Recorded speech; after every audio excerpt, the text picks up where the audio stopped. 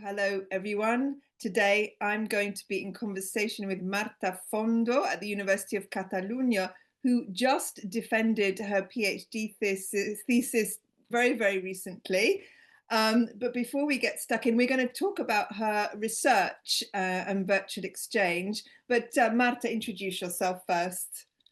I'm from Valencia, so I'm right now living in Barcelona because of my PhD. I was very interested in this emotional part of the learning process because I'm not a native speaker of English. I had to learn languages myself, and I experienced this myself. And then, as a language teacher, also witnessed many of my students struggling, not only my students, people around struggling to communicate in the foreign language. So I wanted to know more about this thing. Although I come from a different field, so because I belong to the arts field, I started my professional career in a museum, in cultural centers and cultural projects. Also, let's say this is a natural organic path because I started there is a multicultural environment because you are communicating with people from all around the world in these environments. I understood how important is communicating in foreign languages, but also the barriers we have beyond these languages, which is culture. Tell us a bit more about what you discovered and what came out of your years of research. When we are in virtual exchanges, and learning languages in general, but especially in virtual exchanges environments, it's something that belongs to the content in itself, because self-disclosure is the personal information we reveal, we share with others. In this telecollaboration or virtual exchange project, students talk about their traditions, their cultures, their families. So most of the content they are sharing to learn together in collaboration is related to the personal, the private sphere. So they are pushed to share this personal information. It's self-disclosure. But there is a second part in this equation regarding self-disclosure, because when we socialize, we create bonds. And for this creation of bonds, we use self-disclosure. Indeed, the first thing I've done here, and you asked me to do, was talking about myself, introducing myself. Is that And what now you mean by self-disclosure, though, just to clarify? exactly. About yourself, right? Exactly. It's personal information. So the first thing I've done, so the audience get engaged with me and they know who am I. And in a collaborative environment, as a virtual exchange, this is a key aspect of trust and working together. So self-disclosure, this personal information we share in conversations, in a virtual exchange becomes two different sides, aspects or elements. The one we need to create relationships, so to collaborate with our virtual exchange or to collaboration partner. And also is part of the content, the conversation, we have to share this information regarding our own culture with the partner as part of the learning process, intercultural skills development. In order to do your research, Marta, were you participating in virtual exchanges yourself to see how this dynamic worked, or were you observing other virtual exchanges? How did you go about researching this? I belong to an online university, Universitat Oberta de Catalunya. It's a university that teaches online everything. And one thing that I felt as a student before becoming a PhD student, I also took a postgraduate in e-learning, is that we were very isolated. So everything came together, like, that suddenly like a puzzle, a click. And I was like, wow, these virtual exchanges bring the opportunity to practice and learn from a different way of doing, as we've done in this university. It brings social presence, contextualize the practice.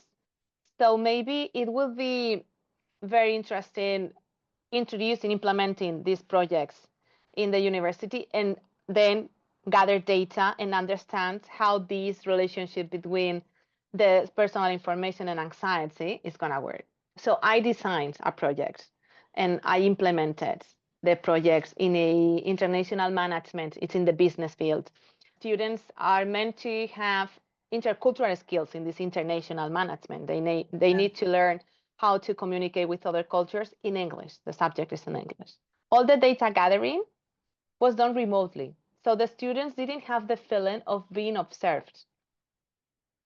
Me as a researcher, I was organizing and coordinating everything, but students didn't realize that I was there. So they interacted in a natural way. I was not interfering.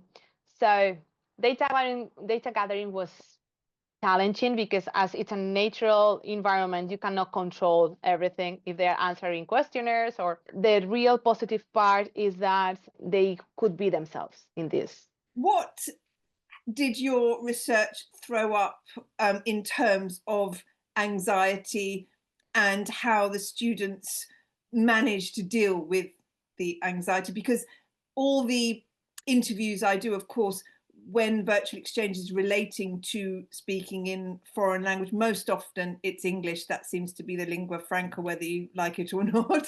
And students do experience a certain degree of anxiety. So what did your research throw up about this?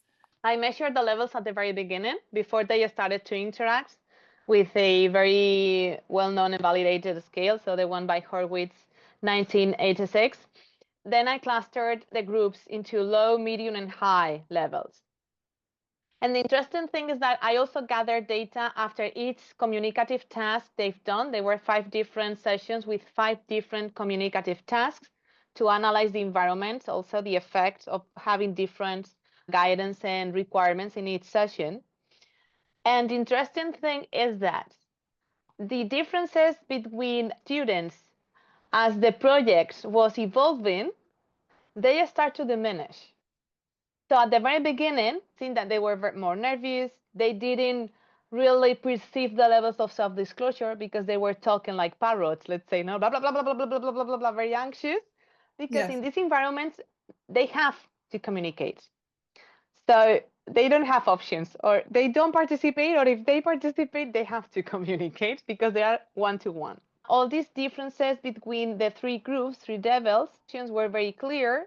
But when all the project was evolving and they knew the partner, they started to feel less nervous. So differences between groups, they were not significant anymore. And then at the very end of the project, because I was gathering data at the beginning, during the project, so the task and the sessions, and then at the very end, I gathered data again to know about the experience they had. I created a tool to measure anxiety in this telecollaboration or virtual exchange because I couldn't find anything to measure anxiety in these environments. At the end of the project, there's no significant difference between the groups in terms of the anxiety suffered in this context. I'm just wondering whether the initial anxiety is related to the students' language level at the beginning of the project or their perceived level of English. I mean, were they more anxious the lower level they had, or even if they spoke English very well, was the anxiety the same? Or was it more related to their